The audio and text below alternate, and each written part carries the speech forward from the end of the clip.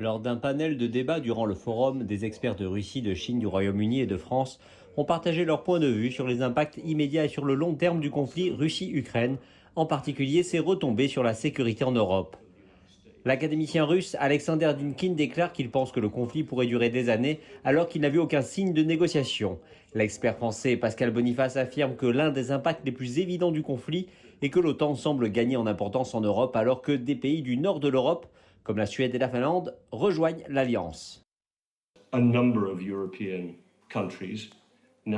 certain nombre de pays européens pensent désormais qu'ils sont sous une menace existentielle venant de Russie. Les États baltes, la Pologne, certains pays d'Europe centrale et orientale le pensent maintenant et ont vu et ont été témoins de la manière dont les forces russes agissent sur la base de la diplomatie russe et craignent d'être les prochains.